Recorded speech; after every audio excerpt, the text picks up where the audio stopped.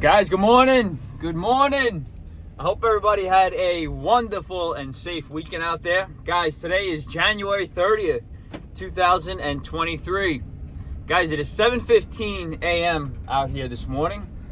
Let's give you a little bit of the weather report. It's a little overcast and it's 42 degrees out here. We're expecting another cold front out here. Probably going to be the last cold front of the season.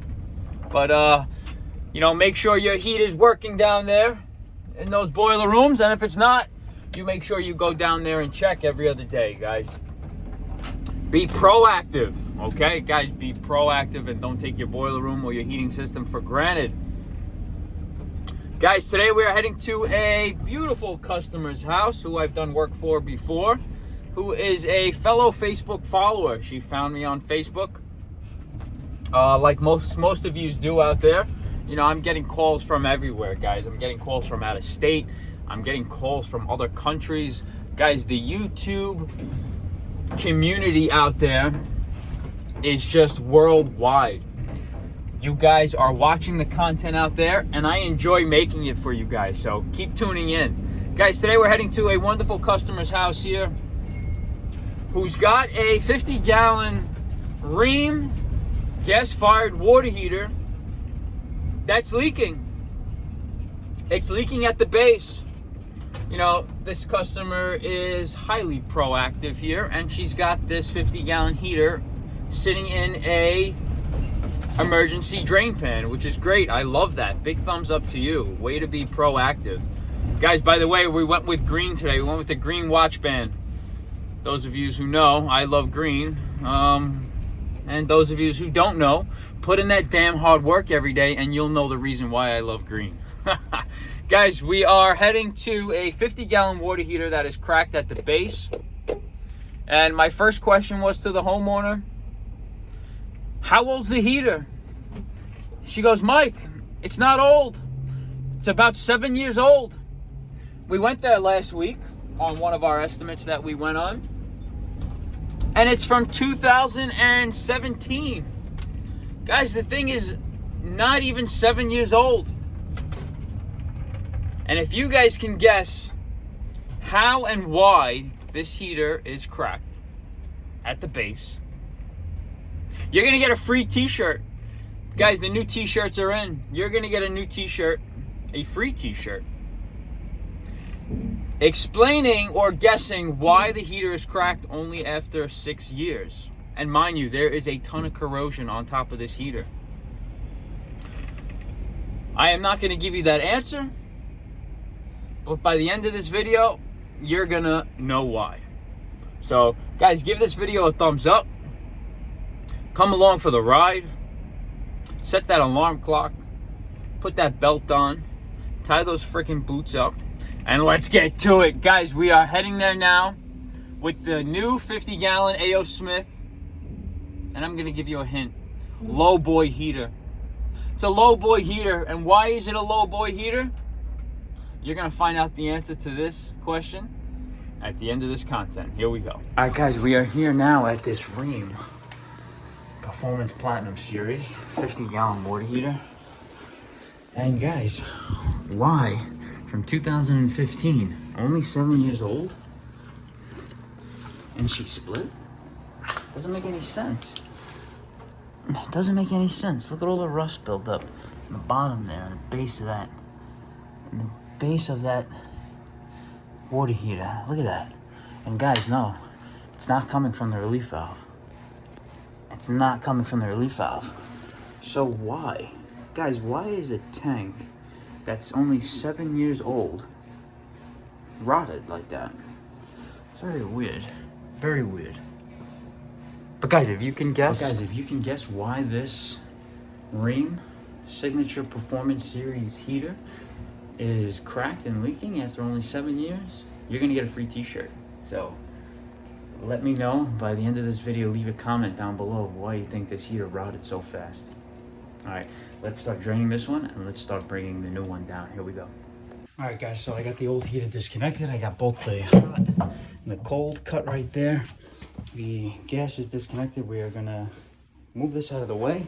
And right now, we are gonna take down the new 50-gallon right there. We're gonna slide it down. I really don't want to mess with this railing, but we're gonna slide it right down like a gentleman around the drop cloth, and we're gonna get it done. So let's get him some hot water, and let's bring this heater down. Here we go. All right, guys, so we got the old heater removed. We got the new one down. Guys, this is the old drip pan, emergency pan here that we are not using. It's all deformed, it's warped. It's a lot smaller also. We got a 26-inch pan compared to a 24-inch. That's going to accommodate the size of the 50-gallon lowboy. So we're going to put this in now. This is going to go in the garbage. Put that here for now. And we're going to kindly relocate this heater back to its new home. Guys, let's get this in place. Let's tie the water in, and let's get them some hot water. Here we go. All right, guys, and there you have it. There's the new home of the 50-gallon lowboy. There it is, beautiful. Guys, make sure you measure, guys. We were really tight for space on this half-inch gas line, but we measured. They have this basement loop right here. It's almost touching the circulator. Well, it is touching it. I'm gonna move that over about a half-inch, just like that. Don't put any stress on that. But that is the new home right there, guys. So we're gonna pipe it in. Looks like a coupling here and another coupling there. Boom, right in, straight shot. Let's get it in and fire it up. Here we go. All right, guys, I'm excited. Not only because the new heater is in, but guys, the 5-amp batteries are in, guys, from Milwaukee. Fits the M18. Beautiful. I'm excited. Guys, today we're using Milwaukee's M18 Force Logic press tool. We are giving the M12 a break. And right now we're gonna press this heater in. Guys, you're gonna be also excited because I'm using unions here. I got one union here on the cold side. I did not have another union here on the hot, but when this heater is getting ready to, you know, in another 10, 12 years, we'll make sure to make note to put another union on it. So, guys, right now we're gonna press these fittings in. First, we're gonna open our M18, our new batteries, because I'm super excited. Guys, look at this. The new batteries are in. And shit like this gets me excited. It really does. Now, if I only had a knife, that worked, but let's get these batteries out. Let's put them to use. You know what I'm talking about? Let's get these batteries in here. Let's see. Beautiful for the M18. Beautiful. Do they come charged, guys? Let me know. Do they come charged? No, one battery, one bar.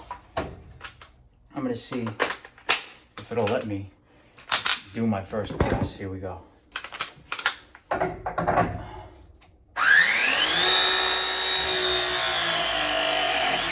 Beautiful. It's working. Let's do another one.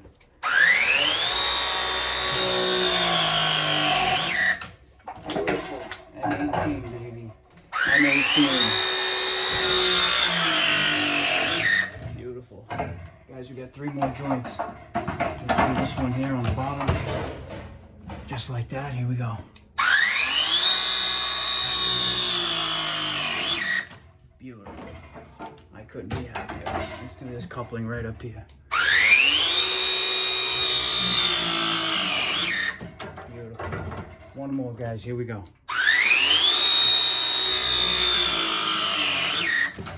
Beautiful. Guys, invest M18 5-amp batteries. Lovely. Lovely investment. Lovely. Guys, let's put the drip leg on, the relief valve here. Putting the drip leg on, the relief valve. And right now, we're gonna fill this sucker up. Here we go. Nice and slow, nice and slow. Guys, we're gonna work on the 4-inch flue right now. From here to here. We got a low boy here because we want nice pitch on that flue pipe. So let's get to it. Here we go. All right, guys, there you have it. All new 4-inch flue pipe. We used 2 4-inch flue elbows. All new 4-inch stainless flue. We got our draft diverter on. And that is how you properly pitch the exhaust from a gas-fired appliance. Guys, this heater is already filled up. Let's get some air out of these lines. And let's light these pilot. Let's see, get some air out. We're gonna get some air in there. Let's go to the kitchen sink. All right.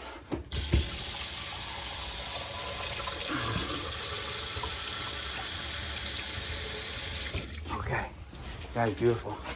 Let's light this pilot. Well, first, before we do that, let me get some zip screws in here. Because if I try to grab this while this heat is running, man, she's gonna be hot. She's gonna melt the freaking nitrile gloves onto my freaking skin. But guys, that's how you properly pitch a gas-fired appliance. Beautiful. All right, let's get some zip screws and let's button this up. Here we go.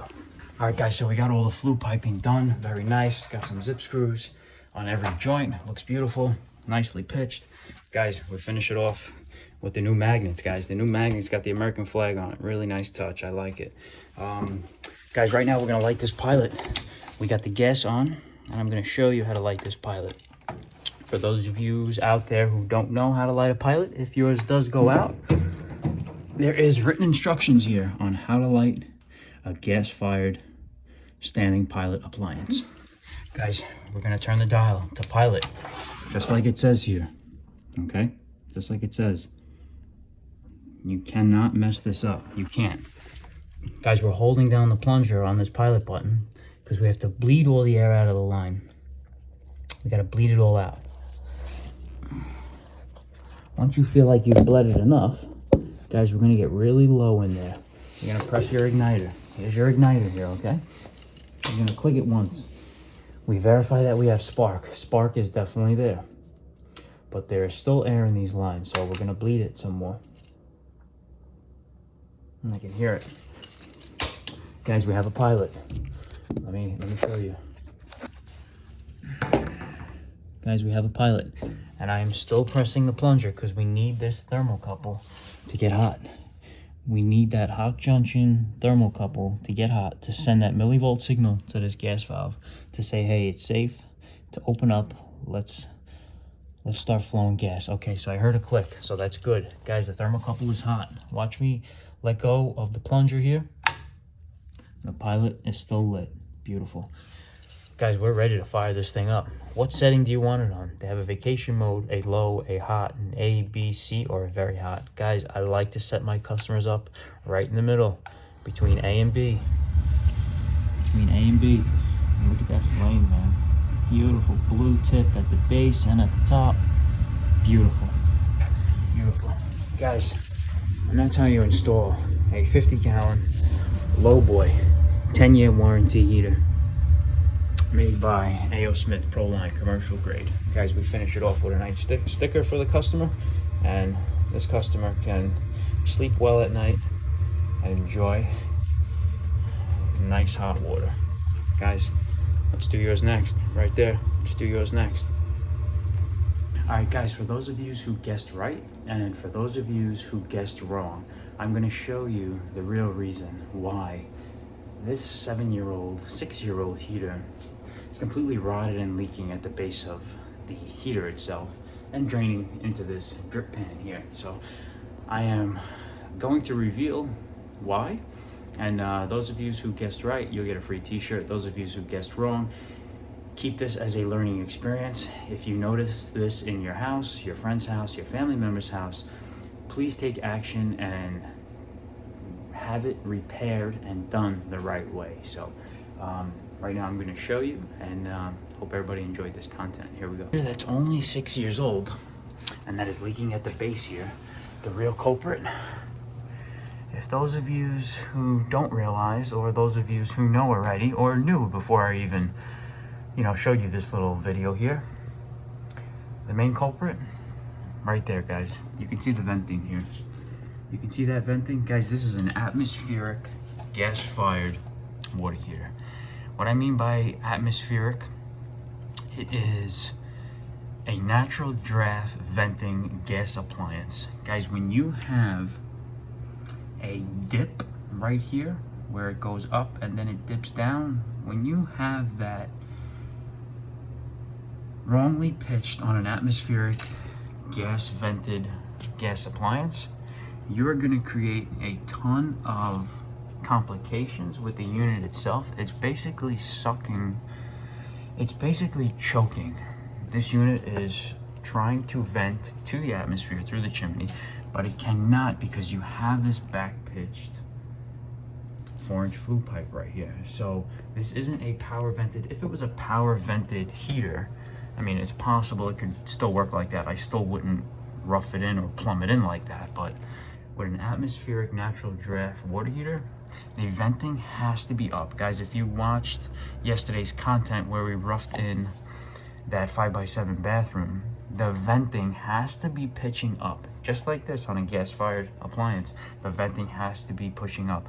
The carbon monoxide is going back into the combustion chamber, and it's rotting all this. There's an immense amount of heat coming out of this flue hat here, this diverter. We call this a draft diverter, where it mixes with the oxygen, and the oxygen pushes the flue out. But there's immense amount of heat coming out, causing all this corrosion and rotting over here. So you can see the melted plastic here a little bit, but that is the main culprit of that heater not even lasting half of its lifespan. So she's coming out, and we got a nice 50-gallon lowboy that we installed. So all right, guys, if you guessed right, shoot me an email, m.facciaponte@aol.com. You will get a free t-shirt.